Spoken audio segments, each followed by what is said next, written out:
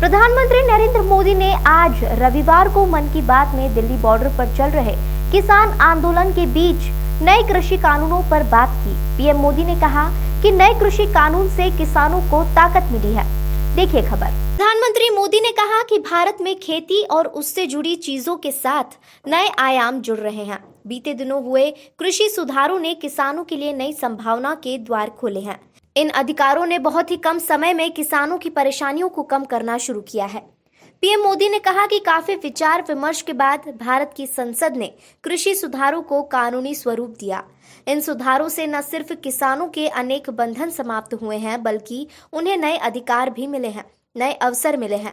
प्रधानमंत्री नरेंद्र मोदी ने कहा कि कानून में एक और बड़ी बात है। इस कानून में यह प्रावधान किया गया है कि क्षेत्र के एसडीएम को 1 महीने के भीतर किसान की शिकायत का निपटारा करना होगा। पीएम मोदी ने कहा कि अब ऐसे कानून की ताकत हमारे किसान भाई के पास थी तो उनकी समस्या का समाधान तो होना ही था। उन्होंने शिकायत की और चंद ही दिन में उनका बकाया चुका दिया गया। मेरे प्यारे देशवासियों, भारत में खेती और उससे जुड़ी चीजों के साथ नए आयाम जुड़ रहे हैं। बीते दिनों हुए कृषि सुधारों ने किसानों के लिए नई संभावनाओं के द्वार भी खोले हैं।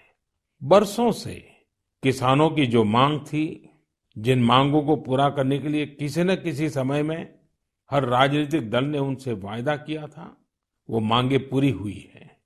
काफी विचार विमर्श के बाद भारत की संसद ने कृषि सुधारों को कानूनी स्वरूप दिया। इन सुधारों से न सिर्फ किसानों के अनेक बंधन समाप्त हुए हैं, बल्कि उन्हें नए अधिकार भी मिले हैं, नए अवसर भी मिले हैं। इन अधिकारों ने बहुत ही कम समय में किसानों की परेशानियों को कम करना शुरू कर दिया है। महाराष्ट्र के धुले जिले के किसान जितेंद्र भोईजी ने नए कृषि कानूनों का इस्तेमाल कैसे किया, ये आपको भी जानना चाहिए। जितेंद्र भोईजी ने मक्के की खेती की थी और सही दामों के लिए उसे व्यापारियों को बेचना तय किया। फसल की कुल कीमत तय हुई करीब 3,32,000 रुपये। जितेंद्र भोई को 25,000 रुपये एडवांस भी मिल गए थे। तय ये हुआ था कि बाकी का पैसा उन्हें 15 दिन में चुका दिया जाएगा, लेकिन बाद में परिस्थितियां ऐसी बनी कि उन्हें बाकी का पेमेंट नहीं मिला। किसान से फसल खरीद लो, महीनों महीनों पेमेंट न करो। संभवतः मक्का खरीदने वाले बरसों से चली आ रही उसी परंपरा को निभा रहे थे। इसी तरह 4 महीने तक जितेंद्र जी का पेमेंट नहीं हुआ। इस स्थिति में उनकी मदद की सितंबर में जो पास हुए हैं, जो नए कृषि कानून बने हैं, वो उनके काम आए। इस कानून में ये तय किया गया है कि फसल खरीदने के 3 दिन में ही किसान को पूरा पेमेंट करना पड़ता है, और अगर पेमेंट नहीं होता है तो किसान शिकायत दर्ज कर सकता है। कानून में एक और बहुत बड़ी बात है। इस कानून में ये प्रावधान किया गया है कि क्षेत्र के एसडीएम को 1 महीने के भीतर ही किसान की शिकायत का निपटारा करना होगा। अब जब ऐसे कानून की ताकत हमारे किसान भाई के पास थी, तो उनकी समस्या का समाधान तो होना ही था। उन्होंने शिकायत की और चंद ही दिन में उनका बकाया चुका दिया गया। यानी कि कानून की सही और पूरी जानकारी ही जितेंद्र जी की ताकत बनी।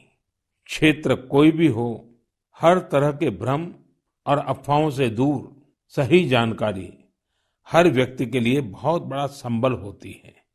किसानों में जागरूकता बढ़ाने का ऐसा ही एक काम कर रहे हैं राजस्थान के 12 जिले में रहने वाले मोहम्मद असलम जी।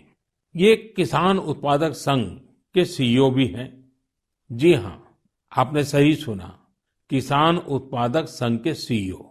उम्मीद है बड़ी बड़ी कंपनियों के सीईओज को ये सुनकर अच्छा लगेगा कि अब देश के दूर दराज वाले इलाकों में काम कर रहे किसान संगठनों में भी सीईओज होने लगे हैं।